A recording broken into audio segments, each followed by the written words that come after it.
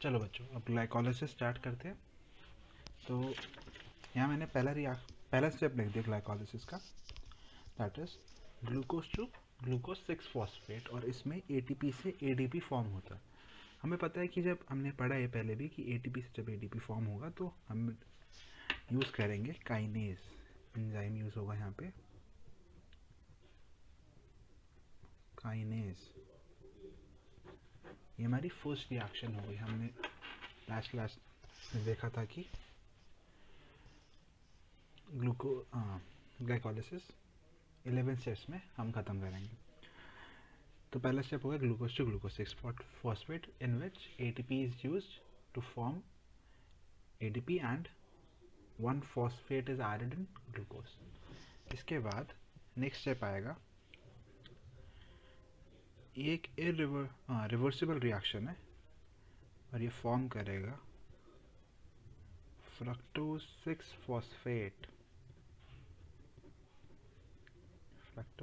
Phosphate, अब glucose और fructose हमें पता है कि क्या है, आइसोमर्स, तो यहाँ पे यूज होगा आइसोमरेज।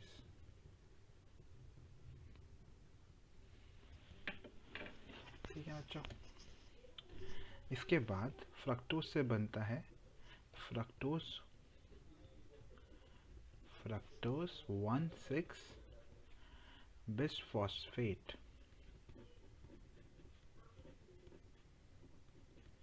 यहाँ पे भी जैसे एटीपी से एडीपी बना था फर्स्ट स्टेप में, वैसे थर्ड स्टेप में भी एक और फॉस्फेट का एडिशन हो रहा है, तो एटीपी टू एडीपी होगा, तो कंजम्पशन ऑफ एटीपी हुआ और दोबारा एटीपी खर्च हो रहा है, तो हम यूज करेंगे यहाँ पे एंजाइम काइनेज।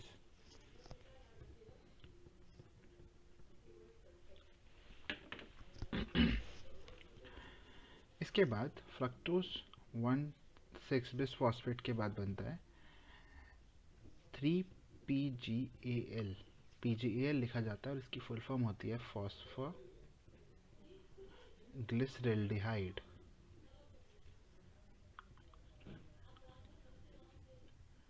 इट इज 3-फॉस्फोग्लिसरेल्डिहाइड, मतलब फॉस्फोग्लिसरेल्डिहाइड और फंक्शनल ग्रुप लगा है 3 पे, मतलब फॉस्फोग्लिसरेल्डिहाइड में फॉस्फो थर्ड पोजीशन पे लगा। ये ऑर्गेनिक का पार्ट है, थोड़ा बहुत नेमिंग वगैरह में आप सीख लोगे। और इसका एक आइसोमर होता है DHAP, which is dihydroxy acetone phosphate.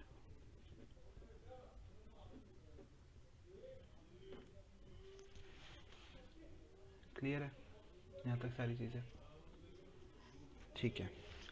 इसके बाद एक दोबारा रिवर्सिबल रिएक्शन होती है और बनता है 1,3 by PGAL, which is 1,3 by phosphoglyceraldehyde. ठीक है बच्चों। इसके बाद दोबारा एक रिवर्सिबल रिएक्शन। अच्छा, अब यहाँ पे एक चीज़ थी कि जो ये फ्रक्टोज है, दिस 6 कार्बन, ये हमें याद रखना है कि फ्रक्टोज जो होता है वो 6 कार्बन शुगर है, 6 कार्बन, बट PGAL ये 3 कार्बन शुगर है, तो यहाँ पे 2 मॉलिक्यूल्स ऑफ 3-PGAL बनेंगे। वैसे यहाँ पे भी 2 मॉलिक्यूल्स ऑफ 1,3 by PGAL बनेंगे। क्लियर है?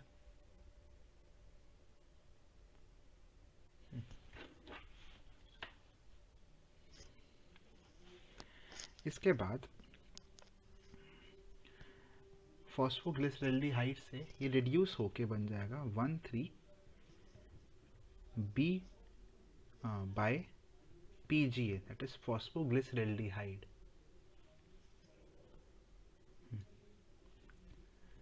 इसके भी 2 मॉलिक्यूल।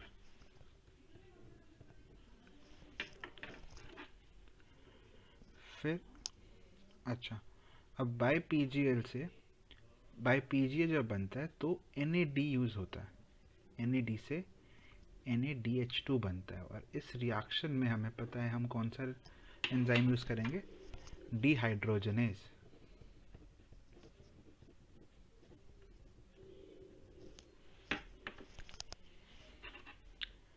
और अब जब बाय PGA से बनेगा 3 PGA। उसके बाद ये फॉर्म होगा 2 PGA। इसके बाद PEP होता है फॉस्फोएनॉल पायरुवेट, और लास्ट में बनता है पायरुविक एसिड। इसमें एनर्जी कंजम्पशन लिख लेते हैं। बाय PGA से जो PGA बनता है 2 PGA बनता है, तो 2 ADP से 2 ATP फॉर्म होता है। और जब PEP मतलब फॉस्फोएनॉल पायरुवेट लिख देता हूँ मैं यहाँ पे, फॉस्फोएनॉल पायरुवेट से जब बनेगा तो भी ADP से ATP बनेगा, और 2 बनेंगे क्योंकि ये सारे मॉलिक्यूल्स कितने हैं अब 2 मॉलिक्यूल्स, तो 2 ADP और 2 ATP फॉर्म होंगे, 2 ADP यूज होंगे और 2 ATP फॉर्म होंगे। अब अगर ADP और ATP वाला रिएक्शन है तो हम दोबारा क्या लिखते हैं यहाँ पे, काइनेज।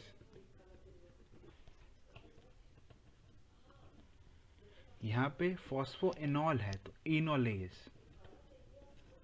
और यहाँ पे ये म्यूटेट हो रहा है तो म्यूटेज। म्यूटेट एज कि 3 से हटके 2 पे फंक्शन ग्रुप जंप कर रहा है, तो ये बेसिकली पूरी रिएक्शन हो जाती है ग्लाइकोलाइसिस की। और इसके अलावा ये तो हमारी पूरी रिएक्शन ऑफ ग्लाइकोलाइसिस हो गए। इसके अलावा पायरुविक एसिड जो बना हमारे पास, इसका फॉर्मूला भी हमको पता होना चाहिए, दैट इज CH3CCOH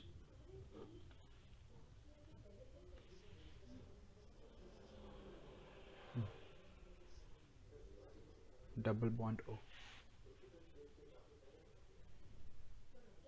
क्लियर है?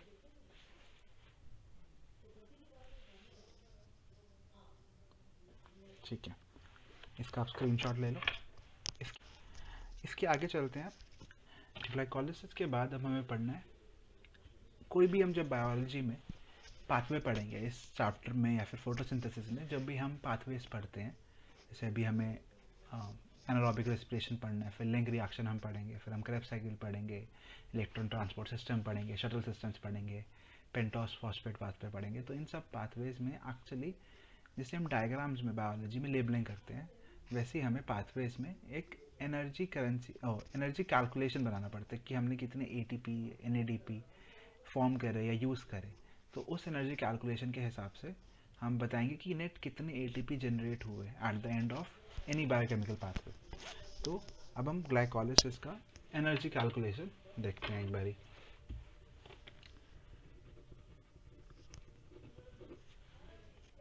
थोड़ा जूम इन कर देता हूँ इसको। एनर्जी कैलकुलेशंस, इसे आप ऐसा समझो बैलेंस शीट है एनर्जी की ATP की। तो हमने देखा यहाँ पे, हम यहाँ मार्क कर लेंगे कि ये फर्स्ट स्टेप था और ये थर्ड स्टेप। इन फर्स्ट और थर्ड स्टेप में ATP का कंजम्पशन हो रहा है। ATP is used to add a phosphate in glucose and fructose, तो ATP का कंजम्पशन होगा। तो हम यहाँ पे लिखेंगे एक point, in first and third reaction ATPs are consumed। पहली चीज। इसके बाद हम यहाँ देख सकते हैं कि sixth reaction, sixth step, seventh step और नाइन्थ स्टेप, ये हमने 10 रिएक्शंस लिखी हैं। 10 रिएक्शंस में एक ये वाली रिएक्शन भी होती है जो आइसोमेरेज, जो हमने काउंट नहीं करी अभी। तो 6, 7 और 9 स्टेप पे एनर्जी फॉर्म हो रही है। तो दिस इज 6 स्टेप पे NADH2 फॉर्म हो रहा है, तो ये एक हमारा सेकेंड पॉइंट हो गया।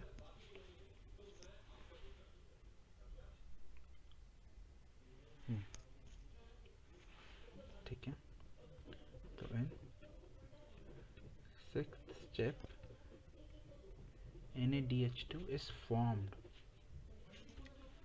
ठीक है, और in fifth,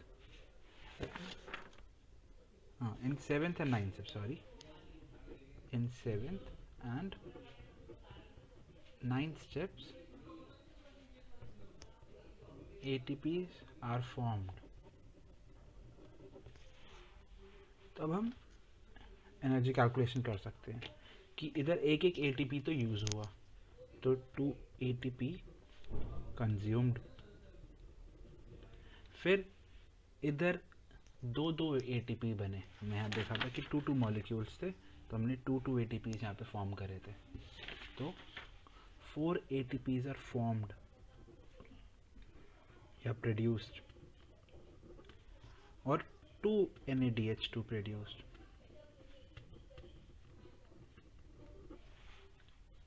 ठीक है, तो इसको तो हम लिखते हैं बाय सबस्ट्रेट लेवल, कि सबस्ट्रेट लेवल मतलब कि डायरेक्ट ही ATP फॉर्म हो जाए, तो सबस्ट्रेट लेवल पे ATP बना।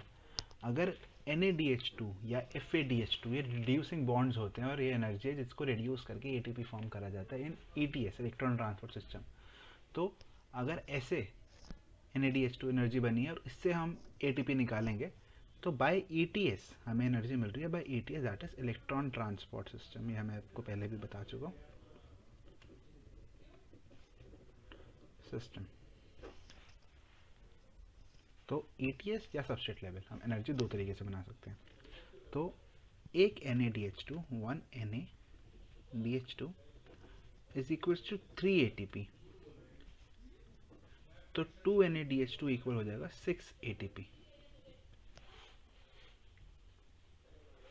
तो अब बैलेंस करेंगे तो 6 + 4 10 ATP और -2 ATP, तो net ATP production in glycolysis is 8 ATP। ये हम बोलते हैं एनर्जी कैलकुलेशन। अब यहाँ पे बड़े अच्छे क्वेश्चन बन सकते हैं। वो आपसे अगर पूछे एग्जामिनर कि नेट ATP प्रोडक्शन क्या है, तो क्लियरली 8 ATP आंसर आ गया। अगर वो बोले कि ATP प्रोड्यूस कितने हुए, सिर्फ ऐसे नेट ना बोले, तो आंसर क्या आएगा? 6 + 4 10? नहीं, सिर्फ 4, क्योंकि NADH2 प्रोड्यूस हुआ है, ATP प्रोड्यूस नहीं हुआ। तो ATP production 4, net ATP production 8, NADH2 production 2 और ATP कंजम्पशन 2। तो क्वेश्चन की लैंग्वेज ध्यान से पढ़े तभी क्वेश्चन सॉल्व होगा। इसके बाद हम नेक्स्ट चलते हैं एनारोबिक पाथवेज पे। अब तक हमने देखा ग्लाइकोलाइसिस। ग्लाइकोलाइसिस हमने पढ़ा था कि यूनिवर्सल पाथवे है, कोई भी क्रिएचर हो, चाहे वो एरोबिकली रेस्पायर करता हो चाहे वो एनारोबिकली रेस्पायर करता हो, वो ग्लाइकोलाइसिस परफॉर्म करता है। ग्लाइकोलाइसिस होता था साइटोप्लाज्म में। अब जब ग्लाइकोलाइसिस से पायरुविक एसिड बन गया, तो इसके बाद जो फेट डिसाइड करेगा, मतलब basically fate of pyruvic acid वो डिसाइड करती है कि एनारोबिकली रेस्पिरेशन हो रही है या फिर एरोबिकली रेस्पिरेशन हो रही है। तो अगर एनारोबिक पाथवे देखें हम, सबसे पहले मेडिन डाल देते हैं एनारोबिक रेस्पिरेशन।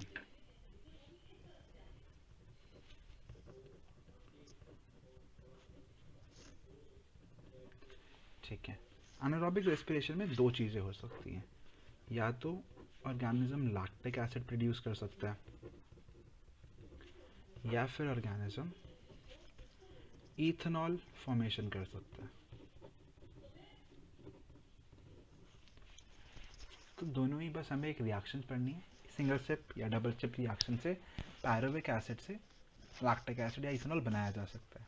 दोनों ही प्रोकैरियोट्स में हो सकती हैं, और एनारोबिक रेस्पिरेशन यूजुअली प्रोकैरियोट्स में देखी जाएगी, क्योंकि वहाँ पे माइटोकॉन्ड्रिया वगैरह नहीं है और वो ETS से NADH2 FADH2 को रिड्यूस करके ATP नहीं फॉर्म कर सकते। तो उनका इसीलिए ATP जो प्रोडक्शन होता है रेस्पिरेशन में बहुत कम होता है। अगर आपने NCERT पढ़ी हो या कोई भी बुक पढ़ी हो तो आपने देखा होगा कि एनारोबिक रेस्पिरेशन में हम लिखते हैं कि ATP जनरेशन जो हुआ, नेट ATP जनरेशन जो रेस्पिरेशन की इक्वेशन में हम लिखते हैं, हम 2 ATPs लिखते हैं सिर्फ, जबकि एरोबिक रेस्पिरेशन में 36 या 38 ATPs लिखते हैं। तो इधर सब इतना कम एटीपी प्रोडक्शन हो क्यों रहा है? क्योंकि इधर माइटोकॉन्ड्रिया नहीं है, और जो NADH2 FADH2 प्रोड्यूस होता है यहाँ पे, वो इसको रिड्यूस करके हम हाई एनर्जी बॉन्ड्स रिड्यूस नहीं कर पाएंगे और एटीपी फॉर्म नहीं कर पाएंगे। सबसे पहले देखते हैं लैक्टिक एसिड। तो लैक्टिक एसिड अगर देखें तो पायरुविक एसिड था हमारे पास, और हमें पायरुविक एसिड के 2 मॉलिक्यूल्स हमें मिले थे as a product of glycolysis. तो 2 molecules of pyruvic acid are reduced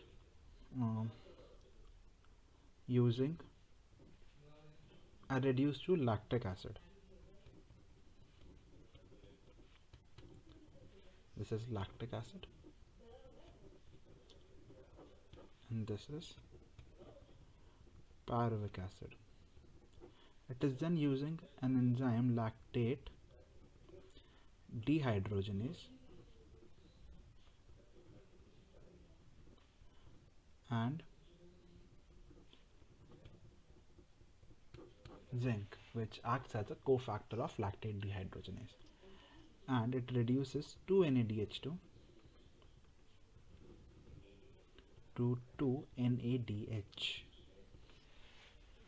This is a single step reaction in which NADH2 is reduced to NADH. NADH is also a kind of high energy bonds that could be reduced to form ATPs. But अब इनको reduce करने के लिए ETS होना बहुत ज़रूरी है, और ETS जैसे मैंने बोला अभी थोड़ी देर पहले कि ETS माइटोकॉन्ड्रिया में होगा, और माइटोकॉन्ड्रिया होता नहीं प्रोकैरियोट्स में, तो ATP फॉर्म होगा नहीं। This is lactic acid formation. अगर हम इथेनॉल फॉर्मेशन पे चलें तो it is a two-step reaction. Lactic acid is a single-step reaction. Ethanol formation is two-step. Pyruvic acid के 2 molecules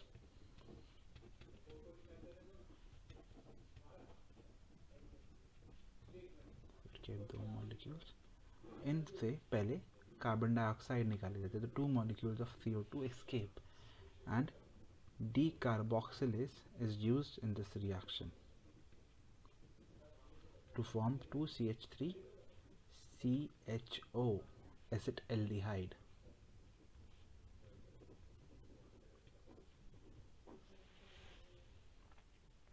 क्लियर है? इसके बाद सेकेंड स्टेप में 2 मॉलिक्यूल्स ऑफ एसिटाल्डिहाइड पे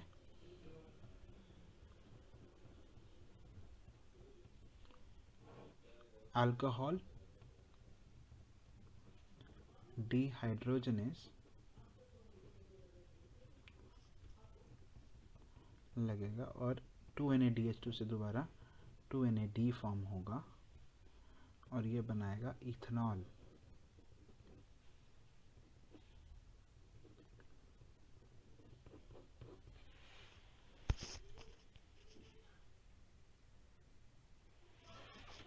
क्लियर है? या फोटो भी ले सकते हो इसकी।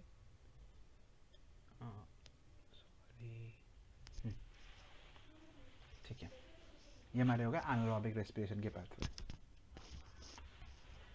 ठीक है, यहाँ तक अगर आपने लिख लिया तो हम अब चलते हैं एरोबिक पाथवेज पे।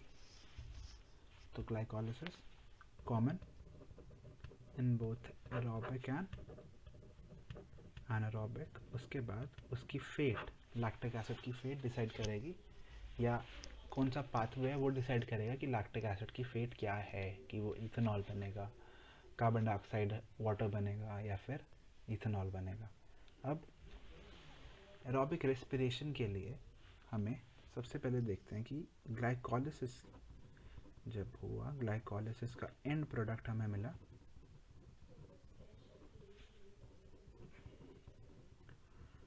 Pyruvic acid. इससे अब हमें एंटर करना है Krebs cycle. But pyruvic acid cannot directly enter Krebs cycle.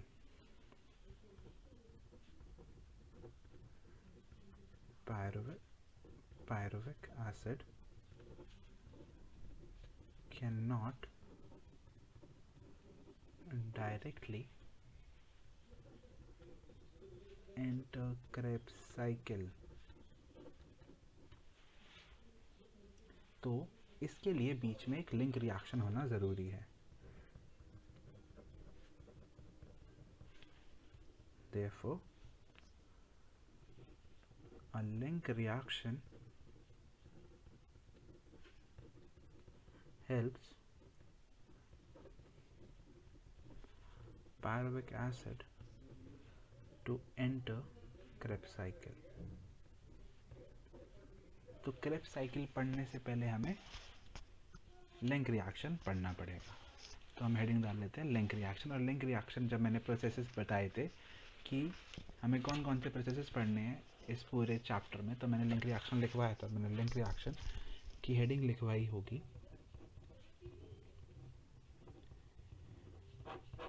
Describing it as oxidative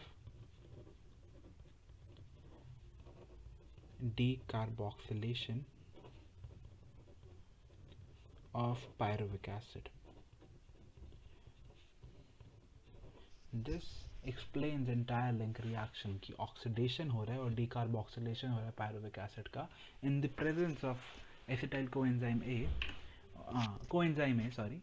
to form acetyl coenzyme A. तो यही रिएक्शन है हमारे पास. To pyruvic acid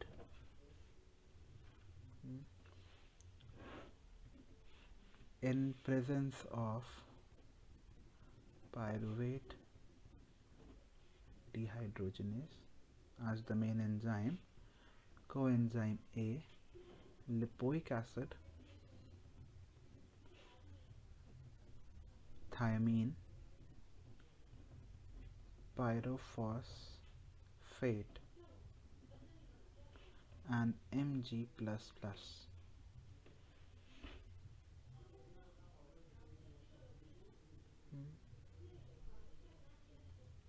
ठीक है. सॉरी. ठीक है. तो